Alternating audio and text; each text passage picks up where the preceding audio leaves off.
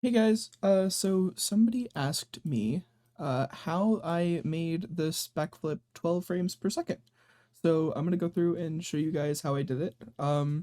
It it's not as difficult as you think. But yeah, this is a pretty easy way to get a good 12 frames per second. Right now, this is the animation, and it is in 24 frames a second. Let me turn this off. All right, this is gonna be a relatively short video, so don't expect for much to be out of it. Anyway, so basically what I did is you take this, and right now it's pretty messy. So if you select A to select everything, it should show you all of the keyframes. Oh wait, I have to go into pose mode. So A, and then yeah, so this is a graph editor down here. You can get that by selecting this and going to graph editor. This is it looks very confusing. I promise it's not. This is all of the keyframes I have for this animation, and yeah, that's that's pretty much it. So basically, what you're gonna do here is you're going to go and you're going to select all of these. You left click and you select every single one of these. And then it shows, if you come over here to the graph editor, it shows that every single thing is highlighted. Okay, so now you're going to press Shift Alt O. And what it's going to do is it's going to smooth out the animation. And it's going to actually make it look a lot better. This is just a good tip for if you're animating normally. But yeah, it's going to smooth it out a lot. So this is after that. And then this is before. This is what it looked like before.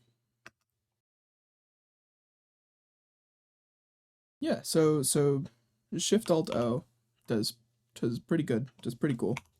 Make sure your mouse is hovered over either the graph editor or the timeline before you do Shift Alt O.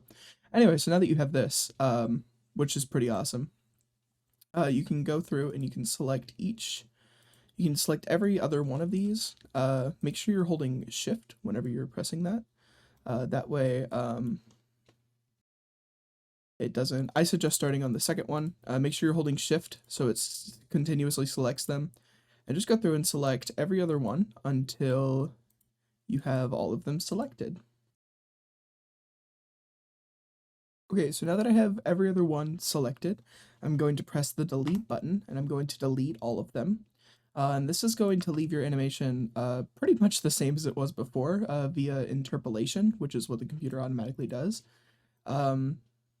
So make sure everything is all selected.